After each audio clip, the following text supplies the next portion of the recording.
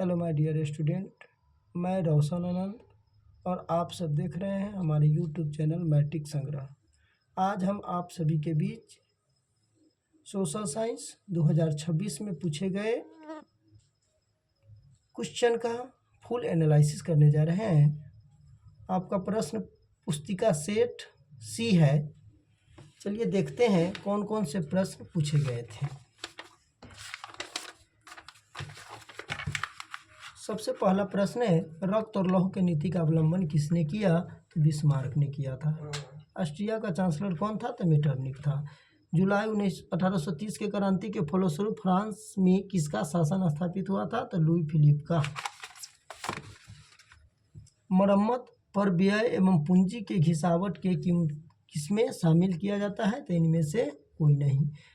निम्न में से किसकी जरूरत को पूरा करने के लिए क्षेत्रीय ग्रामीण बैंक की स्थापना किया गया था? सीमांत एवं छोटे किसानों की आवश्यकता पूरा करने के लिए। सार्वजनिक कल्याण किस अर्थव्यवस्था का उद्देश्य होता है? तो समाजवादी अर्थव्यवस्था का उद्देश्य होता है। स्वतंत्रता प्राप्ति के पूर्व राष्ट्रीय आय का गणना का प्रयास किसने किया था? तो दादाभाई नौरोजी। दोहरी गणना की समस्या का संबंध निम्न में से किससे है? तो राष्ट्रीय आय से है। कौन नदी घाटी परियोजना उत्तर बिहार में नहीं है? तो गंडक नदी घाटी परियोजना उत्तर बिहार में नहीं है। यंग इटली के स्थापना 1931 में मेजनी के द्वारा किया गया था। ग्रेगोरियन कैलेंडर जूलियन कैलेंडर से 13 दिन आगे चलती है। वियतनाम फ्रांसीसी अधिपत्य से कब स्वतंत्र हुआ? तो 1945 में। कैप्टन कोंग ले के नेतृत्व में सैनिक सरकार कहाँ बनी थी? तो लाओस में। किस अधिनियम द्वारा नगरपालिका में निर्वाचित सदस्यों की संख्या घटा दी गई है? तो कलकत्ता कॉरपोरेशन के द्वारा।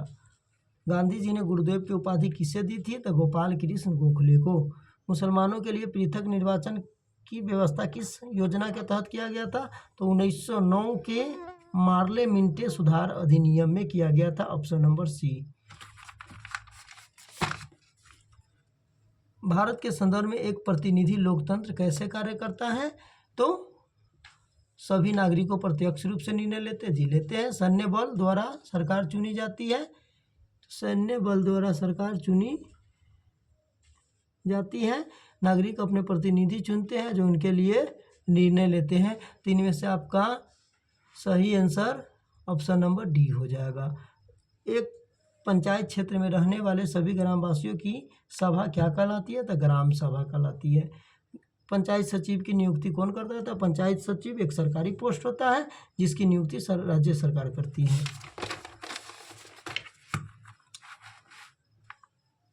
निम्न में से क्या संघीय सरकार की विशेषता नहीं है? तो संघीय सरकार में शक्तियों का विभाजन होता है, लचीला संविधान होता है, स्वतंत्र न्यायपालिका होता है। संविधान की सर्वोच्चता, मतलब संविधान लचीला होगा तो संविधान की सर्वोच्चता नहीं होगा, और नहीं का भाई नहीं, अर्थात बी ऑप्शन सही होगा। निम्न में से किस देश में बहुदलीय व्यवस्था है?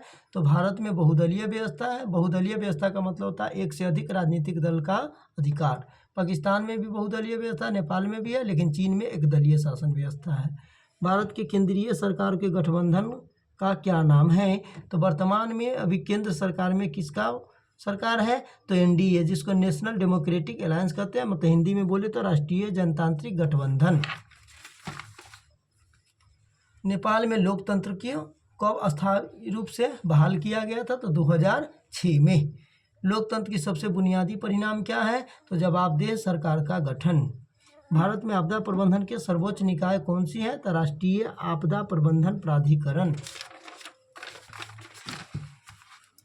दामोदर नदी किस राज्य में बाढ़ का प्रमुख कारण है? तो पश्चिम बंगाल। बिहार में अगर पूछता तो कोसी हो जाता, और उड़ीसा में महानदी, और झारखंड और पश्चिम बंगाल में अगर बाढ़ का प्रमुख कारण तो दामोदर नदी। इसलिए ऑप्शन सी सही हो जाएगा। सर्वाधिक विनाशकारी भूकंपीय तरंग कौन सी होती है? तो एले तरंग। बिहार में भयंकर सूखा कब पड़ा था? तो 1966 से 67 के दशक में। सामान्य संचार व्यवस्था को बाधित होने का क्या कारण है? तो केबल का टूट जाना है। ट्रांसमिशन टावर का क्षतिग्रस्त हो जाना, इससे भी बाधित होती है। बिजली आपूर्ति बाधित होगा तो इससे भी संचार बाधित होगा। इनमें से सभी आंसर सही है। इंडियन नेशनल सैटेलाइट सिस्टम का प्रयोग किस लिए किया जाता है? तो दूरसंचार के लिए किया जाता है, संसाधनों की खोज एवं प्रबंधन हेतु किया जाता है, नगर नियोजन हेतु किया जाता है, इनमें से सभी। कौन सी आपदा धीरे धीरे आती है? तो सुखाड़ आपदा जो मरुस्थलीय क्षेत्र में बहुत धीरे धीरे आती है। चाय का उत्पादन के लिए किस तापक्रम की आवश्यकता होती है? तो चाय के उत्पादन के लिए अच्छा टेम्परेचर 20 डिग्री सेल्सियस से 30 degree Celsius, option number B सही है। खनिज पदार्थों में कौन सा भारतीय क्षेत्र समृद्ध नहीं है? तो मालवा का पठार समृद्ध है, गंगा का मैदान समृद्ध है, छोटा नागपुर का पठार समृद्ध है, लद्दाख का पठार ये समृद्ध नहीं है। एंथ्रासाइट कोयले के संबंध में कौन सा कथन सही है? तो ये सर्वोच्च कोटि का कोयली मानी जाती है। सीमेंट निर्माण के लिए कच्चे माल की आवश्यकता होती है, कौन कौन से? तो चूना पत्थर, बॉक्साइट, जिप्सम, इनमें से सभी। रबी की फसल के लिए फसल किस ऋतु में बोई जाती है? तो रबी की फसल शीत ऋतु में बोई जाती है। गंडक नदी घाटी परियोजना के किस राज्य को लाभ मिलता है? तो गंडक नदी घाटी परियोजना से 2 राज्यों का लाभ मिलता है, बिहार तथा उत्तर प्रदेश को, लेकिन सबसे अधिक बिहार को लाभ मिलता है, इसलिए यहाँ पर ऑप्शन हम बिहार को ही सही करेंगे। हीराकुंड बांध किस नदी पर बनाया गया है? तो हीराकुंड बांध विश्व का सबसे लंबा बांध है, जो कि महानदी पर उड़ीसा राज्य में बनाया गया है। खनिज तेल उत्पादन में कौन सा देश अग्रणी है? तो खनिज तेल उत्पादन में संयुक्त राज्य अमेरिका सबसे अग्रणी है।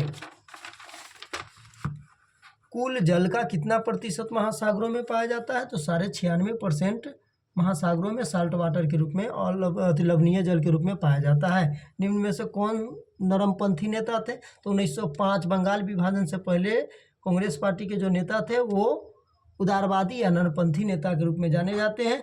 तो 1905 के बाद लाला लाजपत राय, बाल गंगाधर तिलक तथा सुभाष चंद्र बोस थे, और उनसे पहले Firoz Shah Mehta, Firoz Shah Mehta, option number A सही होगा। निम्न में से किस बैंक की स्थापना सबसे पहले हुई थी? तो पंजाब नेशनल बैंक की स्थापना सबसे पहले हुई थी। किस पंचवर्षीय योजना के दौरान प्रथम वेतन बोर्ड का गठन किया गया था? तो प्रथम पंचवर्षीय योजना जो कि 1951 से 56 में हुआ था, इसी के तहत प्रथम वेतन बोर्ड का गठन कर दिया गया था। 1800 ईस्वी में भारतीय निर्यात में सूती वस्त्र का हिस्सा कितना प्रतिशत था? तो 30%। निम्न में से कौन सा पत्र ब्रिटिश सरकार का पूर्ण समर्थन था? तो द पायनियर। ब्रिटिश को बॉम्बे किसने दिया था? तो ब्रिटिश को बॉम्बे पुर्तगालियों ने दिया था। चार्ल्स दशम को दहेज के रूप में पुर्तगालियों ने ब्रिटिश को बॉम्बे दे दिया। मुद्रण कला का आविष्कार का श्रेय किस देश को जाता है? तो मुद्रण कला का आविष्कार का श्रेय चीन को जाता है। यूरोपीय आर्थिक संघ के गठन का सुझाव सर्वप्रथम किसने दिया था? तो ये फ्रांस के विदेश मंत्री ने दिया था। दक्षेस का मुख्यालय कहाँ है? तो दक्षेस का मुख्यालय नेपाल के काठमांडू में है, जिसे इंग्लिश में सार्क कहा जाता है। निम्न में से कौन चंद्रगुप्त मौर्य के दरबार में आया था? तो मेगास्थनी चंद्रगुप्त मौर्य के दरबार में आया था। गांधी इरविन पैक्ट को किस नाम से जाना जाता है? तो गांधी और लॉर्ड इरविन के बीच में 1931 में दिल्ली में एक समझौता हुआ था, जिसे गांधी इरविन पैक्ट अथवा दिल्ली समझौता के रूप में जाना जाता है, इसलिए आपका ऑप्शन दिल्ली समझौता सही भी, ऑप्शन बी सही होगा। खान अब्दुल गफ्फार खान ने किस संगठन की स्थापना किया था? तो खान अब्दुल गफ्फार खान ने खुदाई खिदमतगार संगठन की स्थापना किए थे। साइमन कमीशन में कितने सदस्य थे? तो साइमन कमीशन में 7 सदस्य थे और 7 अंग्रेज थे। अखिल भारतीय खिलाफत आंदोलन के अध्यक्ष कौन थे? तो अखिल भारतीय खिलाफत आंदोलन के अध्यक्ष महात्मा गांधी थे। गद्दार पार्टी की स्थापना कहाँ हुई थी? तो गद्दार पार्टी की स्थापना अमेरिका में हुई थी। रूस ने ब्रेस्ट-लिटोवस्क की संधि किससे किया था? तो ब्रेस्ट-लिटोवस्क की संधि रूस तथा जर्मनी के बीच हुआ था, तो सही ऑप्शन जर्मनी हो जाएगा। निम्न में से मुद्रा की विशेषता क्या है? तो मुद्रा की विशेषता सामान्य स्वीकार्यता, विधिग्राही, विनिमय का माध्यम, इनमें से सभी, ऑप्शन नंबर डी सही होगा। अर्थव्यवस्था के संतुलन के लिए क्या आवश्यक है? तो अर्थव्यवस्था के संतुलन के लिए उपभोग बराबर निवेश जरूरी है। 1980 के दशक के अंत में भारत की आर्थिक स्थिति कैसी थी?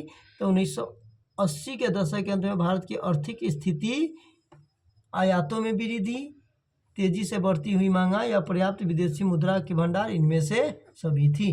बैंकिंग सेवा किस आर्थिक क्षेत्र का भाग है? तो बैंकिंग सेवा तृतीय आर्थिक क्षेत्र का भाग है।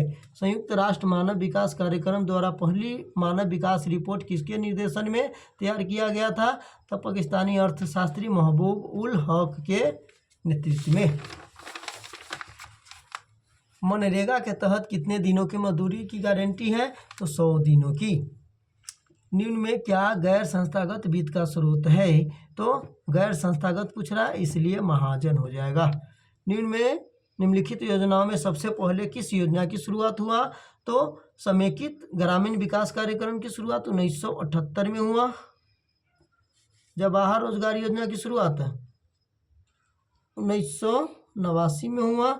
मनरेगा 2004 में तथा काम के बदले अनाज 1977 से 78 के बीच में हुआ, इसलिए आपका सही आंसर काम के बदले अनाज योजना हो जाएगा। निम्न में से क्या आर्थिक गतिविधि नहीं है? तो आर्थिक गतिविधि वैसे को कहा जाता है जिससे हमें इनकम मतलब रुपये की प्राप्ति होती है। कृषि से होती है, संचार से भी होती है, परिवहन से भी होती है, इसलिए आपका सही आंसर गरीबी ऑप्शन नंबर सी होगा। भारतीय संविधान के किस अनुसूची में 22 अनुसूचित भाषाओं का स्थान दिया गया है? तो संविधान के 8वीं अनुसूची में 22 भाषाओं का जिक्र मिलता है। निम्न में से किन दो केंद्र शासित प्रदेश का विलय कर दिया गया था? तो दादर नगर हवेली और दमन दीव को 2019 में एक कर दिया गया था। स्वतंत्रता प्राप्ति से पूर्व भारत में कुल कितनी देशी रियासतें थी? तो स्वतंत्रता प्राप्ति से पूर्व भारत में कुल 562 देशी रियासतें थी। ग्राम रक्षा दल का गठन किस स्तर पर होता है? तो ग्राम रक्षा दल, जिसे लोकल भाषा में हम चौकीदार कहते हैं, और इसका गठन ग्राम पंचायत लेवल पर होता है।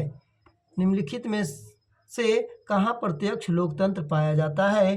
तो स्विट्जरलैंड में प्रत्यक्ष लोकतंत्र देखी जाती है। निर्वाचन में राजनीतिक दलों के लिए आचार संहिता का निर्माण कौन करता है? तो निर्वाचन आयोग। डालमा वन्यजीव अभयारण्य कहाँ स्थित है? तो डालमा वन्यजीव अभयारण्य झारखंड राज्य में स्थित है। भारत में खदानों का बफर स्टॉक कौन बनाता है? तो भारत में खदानों का बफर स्टॉक भारतीय खाद्य निगम, फूड कॉरपोरेशन ऑफ इंडिया बनाती है। निम्न में से किस मृदा का निर्माण बेसाल्ट के विघटन से होता है? तो बेसाल्ट के विघटन से निर्माण होने वाली मृदा का नाम है काली मृदा। इसमें लेकिन काली मृदा है नहीं, लेकिन काली मृदा का दूसरा नाम रेगुन मृदा होता है, इसलिए आपका ऑप्शन नंबर बी सही रेगुन मृदा होगा। निम्नलिखित जैव मंडल आरक्षित क्षेत्र में कौन बिहार में स्थित है? तो हम बात कर ले सुंदरबन, तो सुंदरबन जैव मंडल आरक्षित क्षेत्र ये पश्चिम बंगाल में है। मानस की बात करें तो मानस असम में है। सिमलीपाल की बात करें तो सिमलीपाल उड़ीसा में है। और एक ऑप्शन है इनमें से कोई नहीं, तो बिहार में कोई जैव मंडल आरक्षित क्षेत्र नहीं है, इसलिए ऑप्शन नंबर डी सही हो जाएगा। कौन सा इस्पात संयंत्र ब्रिटेन के सहयोग से स्थापित किया गया था? तो दुर्गापुर इस्पात संयंत्र ब्रिटेन की सहायता से स्थापित किया गया था, ऑप्शन नंबर बी। हाजीपुर में किस रेलवे का मुख्यालय स्थित है? तो हाजीपुर में पूर्व मध्य रेलवे का मुख्यालय स्थित है। बिहार राज्य जल विद्युत ऊर्जा निगम का गठन कब हुआ था? तो बिहार राज्य जल विद्युत ऊर्जा निगम का गठन 1982 में हुआ था। अविभाजित बिहार में कौन सा नियोजित नगर था? तो जमशेदपुर। तल चिन्ह की सहायता से किसी स्थान विशेष की मापी गई ऊंचाई को क्या कहा जाता है? तो स्थानीय ऊंचाई। अगर हमारे द्वारा बनाया गया ये वीडियो आपको अच्छा लगा हो तो हमारे चैनल मैट्रिक संग्रह को लाइक, शेयर एंड सब्सक्राइब कर ले और बेल आइकन के घंटी को दबा दें ताकि आने वाला हर वीडियो सबसे पहले आपको प्राप्त हो।